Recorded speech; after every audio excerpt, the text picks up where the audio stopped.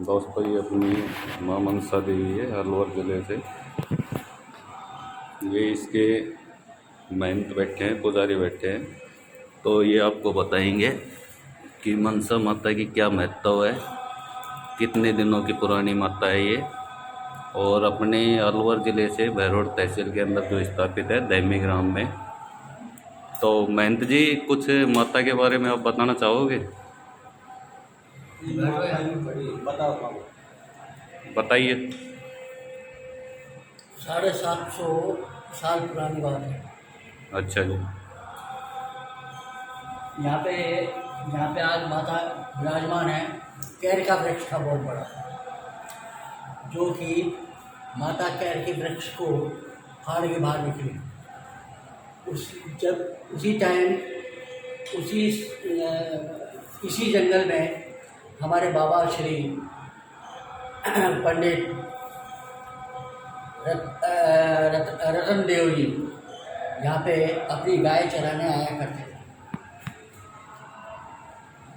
उनको उन्होंने दृष्टांत दिया और बाबा से खाना खाने की इच्छा जाहिर करी। बाबा पैरों से अपाहिज होने के बावजूद भी वो यहाँ अपने गांव गए और उनके लिए खाना लेकर आए और मैया रानी को खाना खिलाया। मैया को खाना खिलाने के बाद कुछ देर विश्राम करने के पश्चात मैया वापस जाने लगी और बाबा से कहा कि बाबा मैं अब जा रही हूँ। और बाबा के जाने के बाद जब मैया वापस अपने स्थान पर वापस आई तो पृथ्वी फट गई और मैया रानी समाधि जा रही थी। पीछे से बाबा ने पलट के देखा तो मैया रानी जमीन में समाधि जा रही थी। फौरन भागकर उनको पकड़ लिया और बोले कि मैया तू कहाँ जा रही है मुझे छोड़ के। तब मैया ने कहा कि मैं अब कहीं नहीं जाऊंगी, यहीं पर ही रहूंगी और मेरी पूजा पाठ की जिम्मेदारी अब तुम्हारी है। तुम मेरी रोज डेली पूजा करो, एक लोटा जल लाके मेरे ऊपर मुझे स्नान करा दो और है ना एक दीपक घी का जला के सामने रख दो। बस यही आपकी आराधना मैं स्वीकार करूँगी। तो जैसे अपनी ये जो अखंड ज्योत जल रही है तो महाराज जी ये अखंड ज्योत हमेशा जलती रहती है? ये अखंड ज्योत हमेशा जलती है और ऊपर तेल की अखंड ज्योत जलती है ऊपर।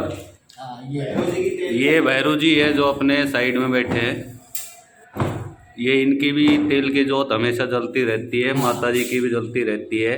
ये तालाब में से निकले हुए हैं। अच्छा जी। ये जो सामने तालाब है, हाँ जी, हाँ जी। किसी है ना वैश्य पुत्र को इन्होंने दृष्टांत दिया। पहले तो भवन का निर्माण करवाया किसी वैश्य परिवार के बच्चे को। उनको दृष्टांत दिया कि मैं इस बियावान जंगल में धूप गर्मी बरसात सब सहन कर रही हूँ, मेरे ऊपर कुछ भी नहीं है, लिहाजा मेरे ऊपर। तो महाराज जी आप एक बात बताइए कि जो माता के दर्शनार्थी है तो अपने कहाँ से पहुँचने लग गए यहाँ पर?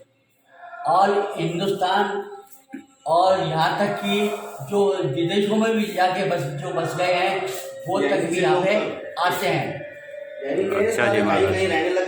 इसके जो मेला नवरात्रि में लगता है तो सुना है काफ़ी लाइन लगती है और लोगों को 8-8 10-10 घंटे लाइन में लगना पड़ता है। हाँ बिल्कुल। तो इसकी इतनी महत्व हो रही है अपने आसपास क्षेत्र में, और आप बोल रहे हो कि विदेशों से भी लोग आने लग गए यहाँ पर माता के पास।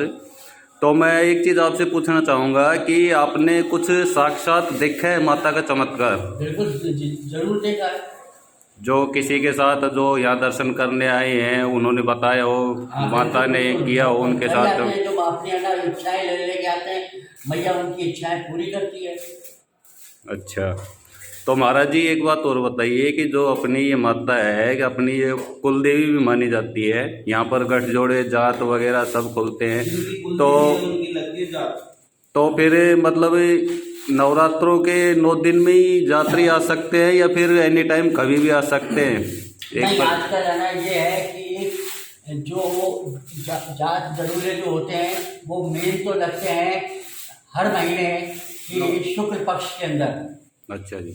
हाँ, उसकी मान्यता अधिक है।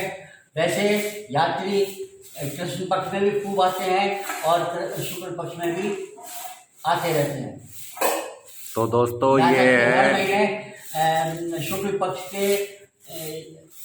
पक्ष में 6, 7 और 8 को भारी भीड़ रहती है यहाँ पे हर महीने। और है ना मैया सबको दर्शन देती है। बहुत बहुत धन्यवाद महाराज जी। अपने जो दर्शक है उनको आप कुछ कहना चाहोगे कि माता रानी के आए और अपनी हाजिरी लगाएं? बिल्कुल जरूर कहेंगे कि है ना सभी यात्रीगण भक्तगण मैया के दरबार में आए, अपनी हाजिरी लगाएं और अपनी मन इच्छा जाहिर करके उसको पूरी करें। एक बार माता का पता बता दीजिए। यह है दैनी हंजापुर गांव है, बहरोड तहसील में पड़ता है। बहरोड तहसील के अंदर। अच्छा, बहरोड कोटपुतली जिला में पड़ता है, राजस्थान में। कोटपुतली जिला के अंदर पड़ता है ये। और दैनी गांव और हंजापुर गांव 2 गांव हैं जिनके बीच में मैया अपना स्थान लिए बैठी हुई है। धन्यवाद महाराज।